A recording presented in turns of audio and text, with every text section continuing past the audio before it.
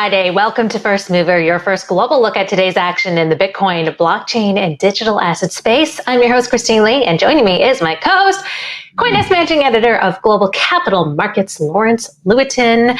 Emily Parker is on break. Good morning, Lawrence. Good morning. How are you? Very well. You know, I'm taking a look at Bitcoin. It's not really doing much. Let's have a live look at Bitcoin.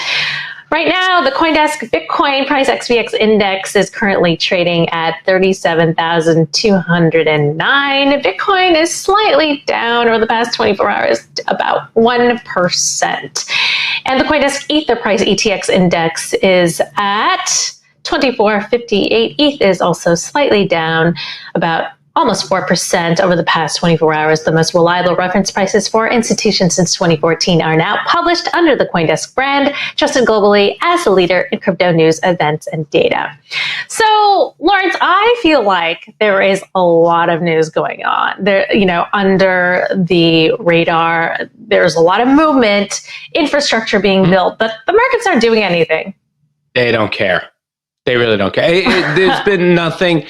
No, you look at volumes over the past week, and there was like a small spike up because you had MicroStrategy had their like $500 million, not billion, thank God. No, $500 million bond offering to buy Bitcoin, which that went through at the end in the middle of this week, and like there was only a small blip up in volume, and nothing happened. Nobody cared. You had inflation numbers that were higher than 5% year over year. But I think the market was smart about it, and they said, "Yeah, but you're coming off a low base. It's like a high inflation number. It's a high print, but come back to us in a few months, and let's see where that inflation number really is." And you can see it in the bond market, where you have the 10-year yield is under 1.5%. And that tells us that the market right now doesn't care about inflation. If they don't care about inflation, the narrative that Bitcoin is this inflation hedge doesn't really have an effect on the market. So yeah, it's an otherwise quiet day. I mean, yeah, some of the alts took it in the chin today at 5% down here and there, but otherwise Bitcoin meh, and that's really where we are with this market. Yeah, meh. It seems like things are taking a breather. There's a lot of over leveraged earlier in the year, and now those have been liquidated, and people perhaps are a little scared to take the risk just now. But underneath it all, there's we haven't gone over 40,000 this month. That's where we are. And yet there's been this bullish news with El Salvador adopting Bitcoin as legal tender, Latin America starting to creep up, different countries saying, we're interested as well. India also changing its mind on its stance on Bitcoin. Before the parliament were looking at banning it. Now, there are reports that they are considering making it into an asset class. The IMF, though, also very concerned and offering some cautioning language against Bitcoin being used in El Salvador as a currency. And of course, Senator Elizabeth Warren and former President Donald Trump are finally agreeing on something. They both don't like Bitcoin. So, there are a lot of factors going on right now. And the Trump Warren ticket might not be happening. Bitcoin ticket. Where they run together, I don't see it happening anytime soon. But who knows if Bitcoin really kicks off in the next couple of years? All of a sudden, politics make strange. It's a strange world out there. Well, our first guest is building a decentralized finance exchange on Bitcoin. He works closely with folks in Latin America to encourage Bitcoin adoption. Joining us now to discuss is Edan Yago, an early contributor and co-founder of Sovryn. Welcome, Edan. Good to have you on the show.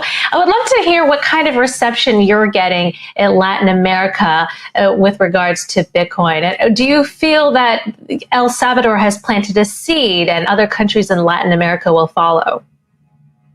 Well, first, thanks very much for having me. And, we see a vast number of users on Sovryn coming from Latin America, particularly Argentina and Brazil and Venezuela. And I think the story that everyone knows is that those countries have significant capital controls, they have significant inflation, and that people have been looking to Bitcoin as an alternative store of wealth and as a way of transacting internationally. The story that I think is less commonly known is what's happening in Central America and the Caribbean islands, where, I was just down in Miami, and there were 3 heads of state having private dinners in Miami, trying to get to know the Bitcoin community better. And the reason is that they have been in the sphere of influence of the US for a very long time. That hasn't treated them well. And the dollar dominance that they have been effectively subjected to has been reducing their ability not only to grow their own economies, but to transact globally with the world due to the regulations that the US imposes. And so they are also looking for an alternative. And so, we all know about El Salvador, but Honduras have also passed laws to much less fanfare, which are very significant for the crypto space. And we're seeing other Central American and particularly Caribbean islands looking to utilize Bitcoin as an alternate route of access to the global economy. Yeah. Can you name the 3 states that you're referring to? I cannot, no, I'm afraid. But any hints? Well, there are. We've already seen quite a substantial. Were they all Central American? They were all Central American or Caribbean islands, yes. And I think the work that's being done in the Bahamas is well known. I previously mentioned what is being done in Honduras with the ZA law, which introduced a way that basically you could create new legal zones which would utilize cryptocurrencies or Bitcoin as legal tender. And that actually, the first time I ever spoke at a Bitcoin conference was in 2013. And it was about this subject exactly, work that was being done and took a long time to get in place, but constitutional changes that were introduced to Honduras. This is a remarkable thing that is happening, right? It's 12 years. It's gone from 0 to nation state adoption. And I think we're really only at the beginning. Well, first of all, I'm going to assume that one of those heads of state was not Danny Ortega. Let's get that on the record. I assume it wasn't him. It's no way he's in Miami. But you see Bitcoin as a potential reserve currency. It's not quite there yet, is it? Allowing it to be legal tender in one country, which is still incredibly tied to the dollar, and the reason they're tied to the dollar is that is a huge source of their remittance. So it's not just the fact that their economies it's literally the source of value in the country, whether they want it or not. It is ultimately tied to the US dollar. So how do you get from that, and how do you see that jump happening from a dependence on the US dollar, the way countries in the Gulf state are dependent on the US dollar because that's how you price the oil, to making another currency a reserve currency where you really have no control over your monetary situation? Why do you think why do you think the central bank and government in El Salvador would give up all that, even more so, to a third asset? So I think that's a really interesting question. And to a great extent, anyone who's already involved with Bitcoin knows on a personal level the answer. Up until the invention of Bitcoin, the monetary game, right, was a game of thrones. It was a game of sovereigns. Only countries, and really only the most powerful countries, could properly participate and have full control over their own destiny. And then suddenly with Bitcoin, anyone could participate. Individuals could have access to a way to be financially self-sovereign, send funds anywhere they wanted, have complete control over their financial destiny, and have funds that can't be confiscated. Now, what we're seeing in El Salvador is that same principle that we've all known as individuals writ large, because countries suffer from the same problem of a lack of sovereignty, of international pressure that individuals suffer from. And the tool Bitcoin scales to a global level, to a country level. And so if you think about the pressure that the IMF is now trying to introduce to El Salvador, right? Because they're looking to effectively assert their monetary sovereignty. It is exactly the escape from that type of pressure that El Salvador and other countries are seeking to achieve in the same way that individuals have done previously. But they're not really giving up. They're not really changing their monetary situation away from the U.S. dollar. What they're saying is that Bitcoin can be used as a means of transaction in their country. In other words, for remittances, particularly because of the efficiency of sending the money, dollars from the U.S. to El Salvador using Bitcoin as that medium of transaction. It makes sense for them, let's say, to adopt it or to allow it to be used in El Salvador. But you still have a lot of hurdles to overcome, like access to the internet, et cetera. And you still have all these things going on. And also, at the end of the day, they're still going to be dependent on U.S. dollars coming in from the United States that lives here. So it's not necessarily, it doesn't sound like they're really giving up their that they're really asserting their sovereignty from the U.S. dollar so much as applying applying this yeah. And so isn't this sort of like, why not gold? Why Bitcoin? Why not? Why don't they go to gold, which is probably easier to access for a lot of people? So I think those are two excellent questions. And again, I think the analogy to people's individual experiences is a good way to think about this.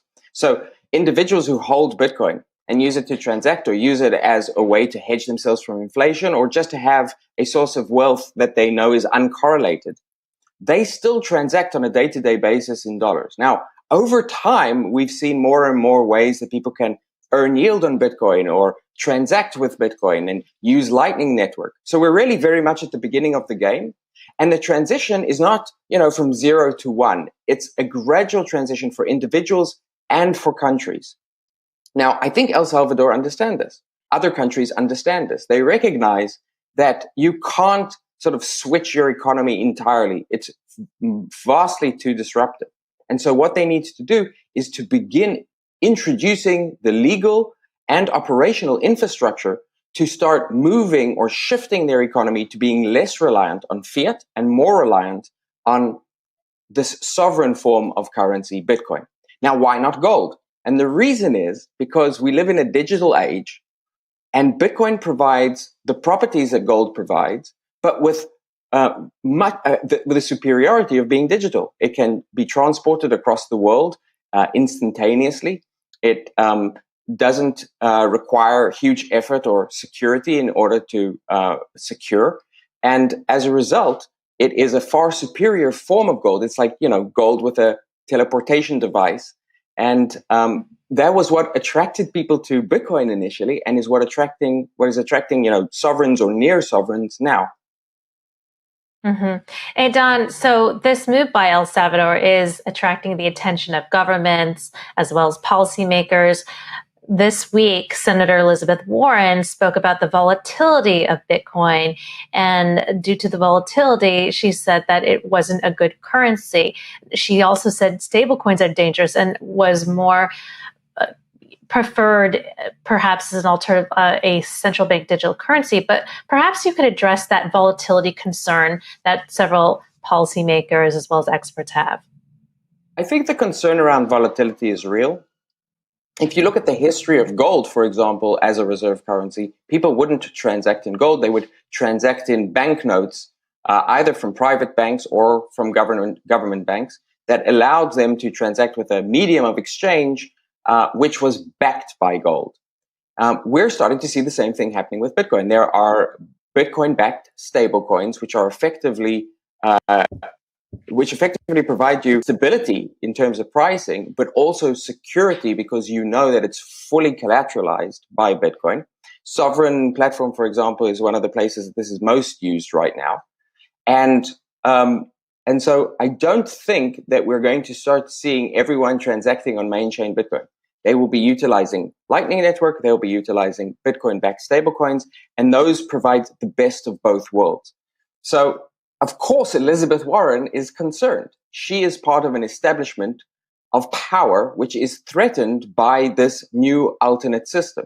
And so, what we're seeing is an increasing degree of attacks from nation state level or the politicians who control those nation states. And the remarkable thing about Bitcoin, and this is why people are so concerned about the decentralization of Bitcoin, is that Bitcoin was designed to withstand nation state level attacks. And it is really the only digital asset, the only cryptocurrency that is designed specifically for that purpose.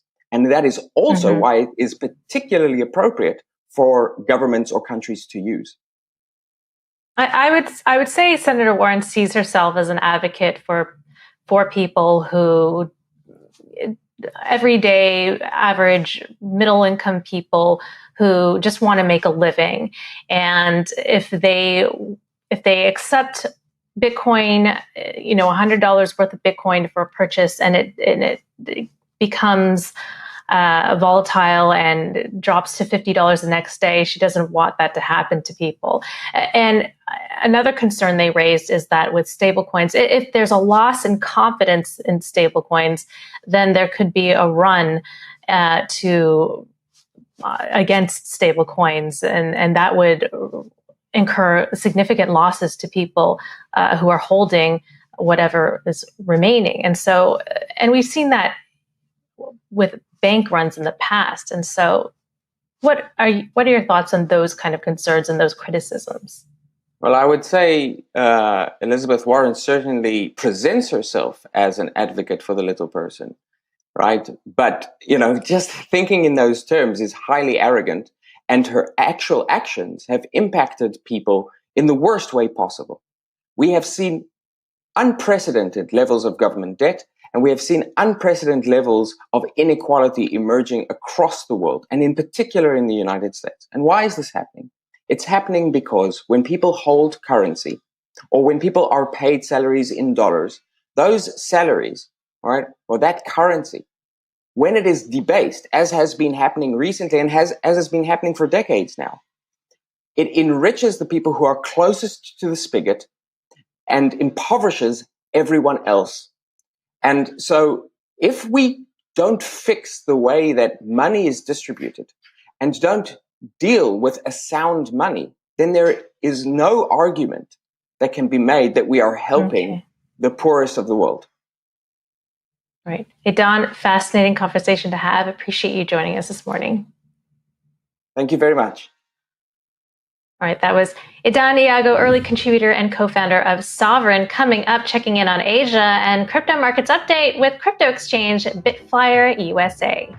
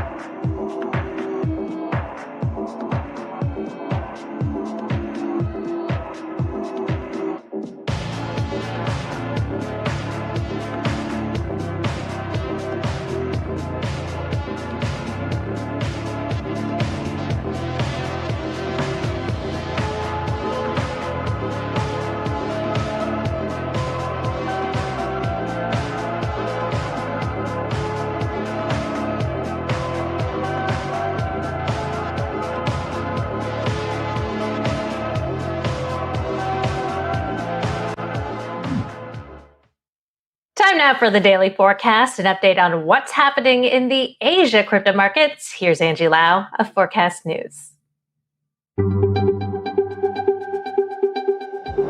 Welcome to the daily forecast, June 11th, 2021. I'm Justin Solomon with Forecast News, filling in for Editor-in-Chief Angie Lau, who is on assignment. Let's get you up to speed from Asia to the world. In South Korea, the government is stepping up efforts to help the crypto industry toe the line on new regulations. The Financial Service Commission will be visiting the country's crypto exchanges if requested. This follows the FSC's in-person consultation with 30 platforms which requested more regulatory clarity. The biggest challenge for most exchanges currently is securing contracts with local banks for real names of users in order to prevent crimes like money laundering. For smaller exchanges, this on-site consultation may be their last chance at successfully meeting the crypto exchange law requirements. The FSC's given deadline is September 24th. 사전에 그 기준을 공표하고 그리고 거래소들도 그 기준에 맞도록 준비를 하고 또 은행이 거래소들로부터 신청을 받아서 심사를 하고 부족한 부분은 보완을 하는 절차를 Local exchange CoreDAX will request the in-person meeting. They tell Forecast News it's a good opportunity to get feedback on properly meeting the FSC standards. Now taking a quick look at the markets, starting with Bitcoin, which ended the Asian trading day here in Hong Kong up just 0.5% to close just over $37,100 by 4 p.m. local time. And in the top 10 for cryptocurrencies, it's been mostly red across the board, with Uniswap and Polkadot being some of the worst performers, ending the day deep in the red, down 6.5% and 5.5% respectively. Speaking of Polkadot, it's getting closer to its rollout with the first Kusuma parachain slot auction taking place next week. Singapore-based Stake Technologies, the company behind Plasm and Shiden Networks, has announced the completion of a $10 million fundraise led by China-based Fenbushi Capital to support its goal of being one of the first parachains in the Polkadot ecosystem. The firm plans on funneling that money into supporting its network in the upcoming parachain auctions. Multi-chain is the future. So one of the most exciting use cases after becoming a parachain is we would like to use Bitcoin for, purchasing NFT, or, using Ethereum for the parcel payment. So by using cross-chain messaging passing, we can have a lot of new innovative use cases. And finally, there's this. Paying rent in Australia just got a lot more interesting. A provider of serviced offices there will be accepting rent in the form of what else but crypto. That's starting next year. Adelaide-based company Business Hub plans to launch the scheme in July of 2022. The company says it's already seeing interest from many of its members. But what about the volatility of the crypto markets? We have two options. Once we receive the cryptocurrency, we can either convert that into Australian dollars on the same day, and that mitigates the volatility risks, or we keep it on our balance sheet. At the moment, we're more inclined to keep on our balance sheet because we believe in cryptocurrency as the future payment method. Seems crypto is slowly turning into some prime real estate. And that's the daily forecast from our vantage point right here in Asia. For more, visit forecast.news. I'm Justin Solomon. Until next time.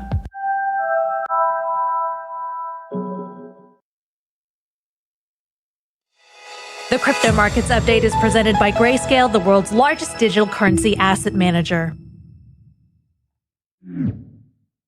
Time for a live look at Bitcoin. The CoinDesk Bitcoin price XVX index currently trading at 37,209. Bitcoin not doing much, down about just over 1% over the past 24 hours. And the CoinDesk Ether price ETX index right now at 24.58.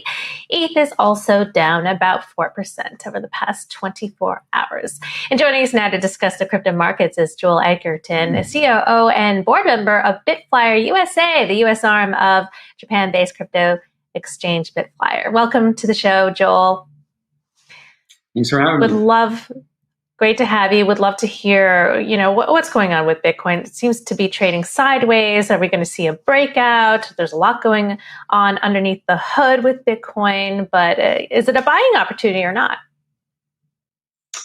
I think the main thing about Bitcoin is people need to remember that it's a global story. It's not an Elon story. It's not a US story. It's a global story. So you've got El Salvador news. You've got other Latin American countries interested. You had what you saw in the previous package where, they're starting to have real use cases and it's starting to be really used. And that's really what's important. And one of the things that we're trying to do at bitFlyer is to make it more available, to make it more global. So, bitFlyer is, the only That's right. licensed exchange everywhere. You're giving U.S. clients access to cross-border trading by allowing them to trade Bitcoin and Japanese yen pairs. Does this tell me a bit about this? Does it run afoul with regulations, or how comfortable are countries with this? It doesn't run afoul with regulations. We spent a lot of time and a lot of legal fees to make sure that it was okay. So, we're licensed in Japan, which is quite conservative with very strict laws. We're licensed in the US, we're licensed in Europe. And we allow both our European clients and our American clients to access that Japanese board.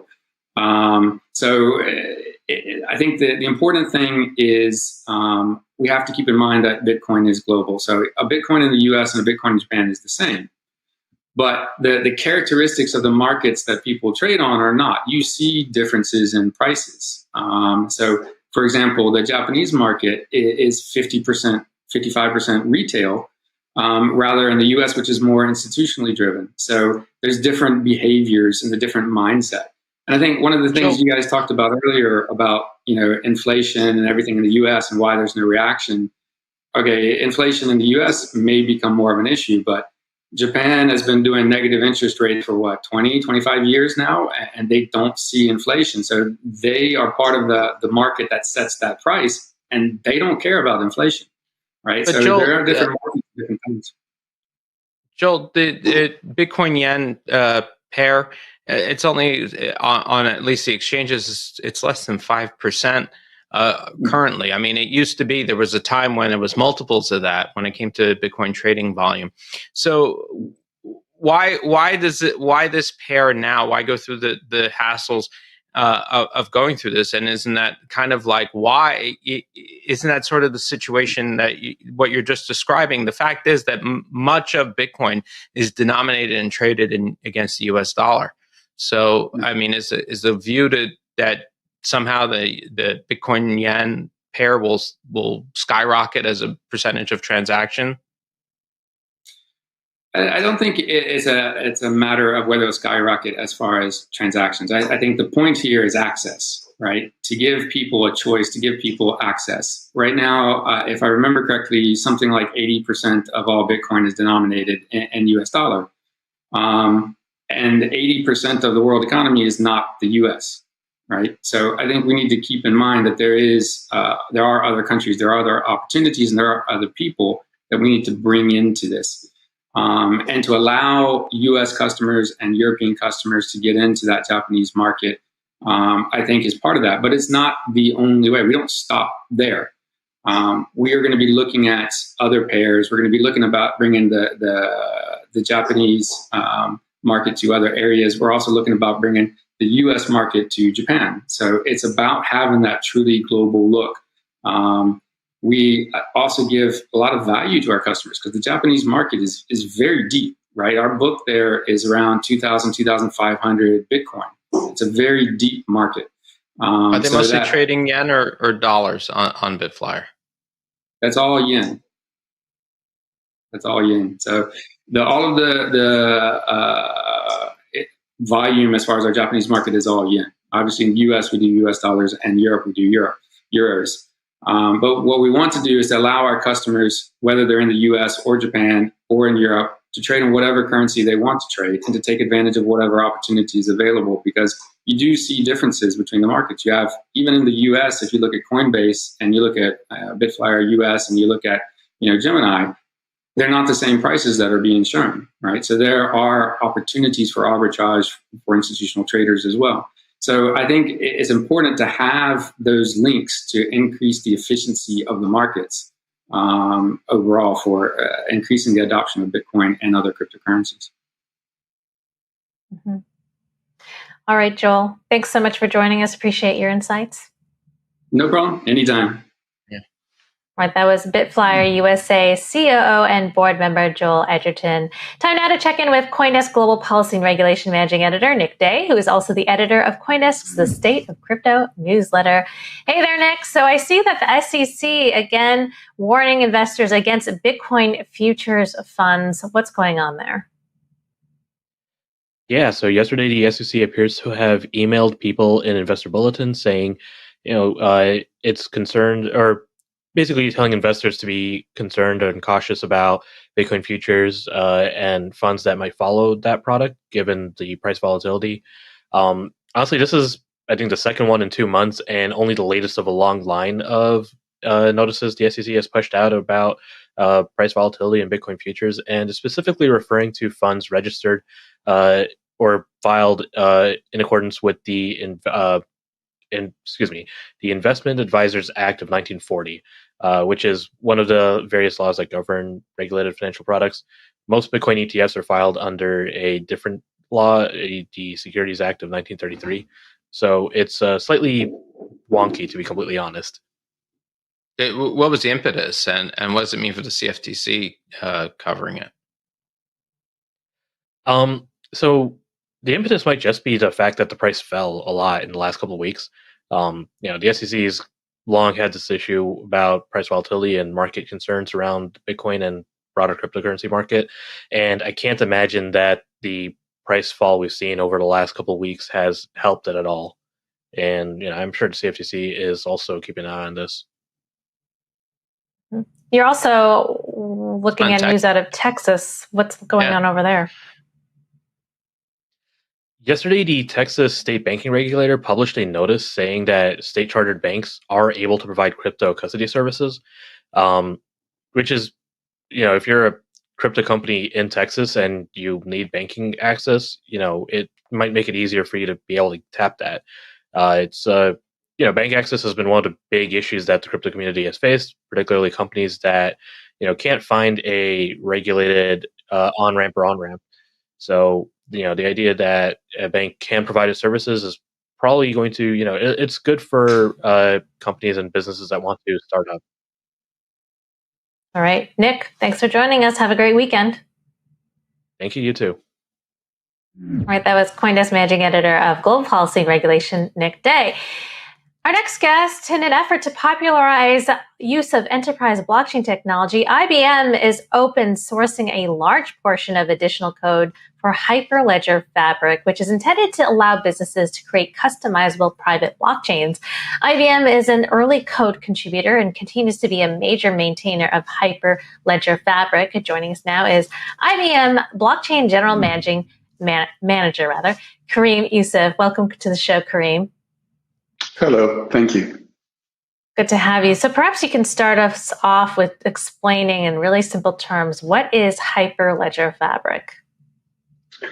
So Hyperledger Fabric is essentially a blockchain platform. It serves as the core infrastructure for building blockchain-based solutions or applications, if you prefer. And it's an open source project, sits with the Linux Foundation, and has many folks kind of engaged in it, trying to drive adoption within the enterprise. And so what has IBM's role historically been?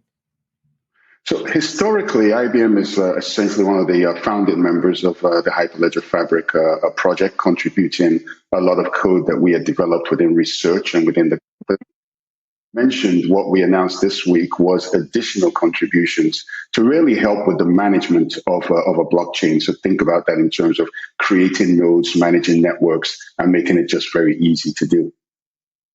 So, Kareem, welcome. I have a question. We have this Colonial Pipeline situation that happened a couple of weeks ago, and JBS and hospitals, a whole bunch of industries and businesses are being attacked. So how exactly is what you're doing going to, would that fix it? And why that would be a solution versus just better coding, better security on a single database?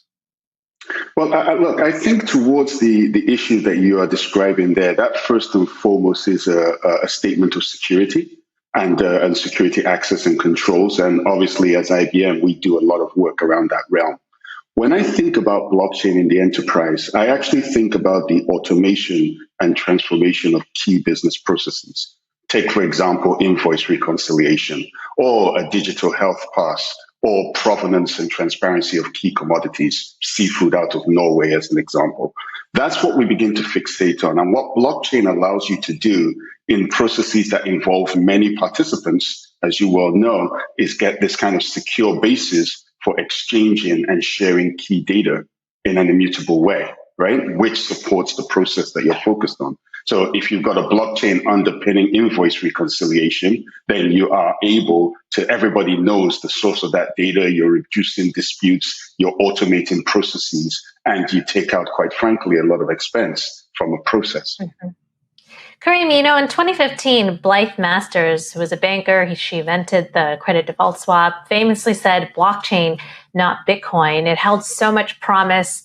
There were projections that 10% of US GDP would be on the blockchain by 2027. Hundreds of pilot projects were launched, and almost all of them failed. So that blockchain, not Bitcoin philosophy kind of died. So is open sourcing this code a last-ditch effort to revive that enterprise of blockchain promise?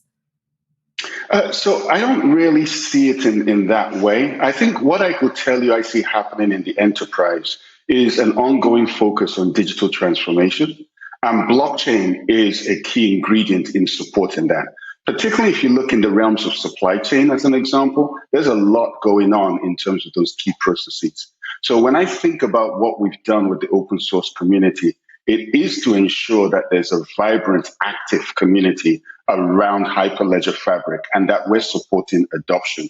For me, this is now a statement of scale and adoption. And when you want to scale and adopt in terms of supporting key use cases, you make it easier for people to do, you provide support for them to leverage it, and then you focus on the actual use cases you're trying to address. That's where the value starts. So IBM is using enterprise blockchain to track COVID-19 vaccinations in New York City. What other use cases are we seeing? People used to talk about supply chain management, real estate ledgers, whole industries, but it hasn't really gotten to that point. But what are we seeing so far?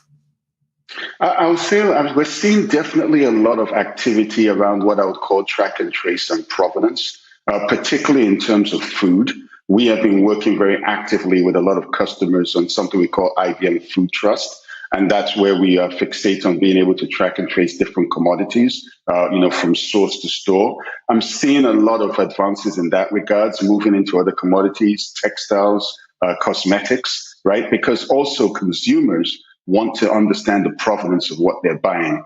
And this, I think, is laying the foundation for what will come next as people begin to really fixate on sustainability and begin to leverage these very networks to successfully track what is going on in terms of carbon accounting, the carbon emissions associated and stuff like that. So I really think that, once again, as I said, this is about the transformation of core business processes. I think we're beginning to see these begin to accelerate and gain traction as people think about real work, not projects, but real, what you might consider mundane, but real core processes. As I said, invoice reconciliation. Maybe not something we talk about a lot, but a lot of money in that, or expense in that. Real building, real projects, always very exciting. And I always think it's a great contribution when people open source their work. So thank you very much, Kareem, for joining us. Thank you for having us. Cheers. All right, that was IBM Blockchain General Manager Kareem Yusuf. Time now to check in with Crypto Twitter with our tweet of the day. And this one from Jack Dorsey, hinting that Twitter will integrate the Bitcoin Layer 2 payments Lightning Network. Twitter... Oh, actually, we do not have the tweet of the day, but Jack Dorsey has hinted that it's only a matter of time before they start integrating Lightning onto Twitter, which is a fascinating development. All right, that's it for First Mover. Thank you, Lawrence Lewitinn, for joining me this morning. Have a great weekend. I'm your host, Christine Lee. I'll be back live at 3 p.m. with All About Bitcoin. Coming up at noon is The Hash. You're watching CoinDesk TV.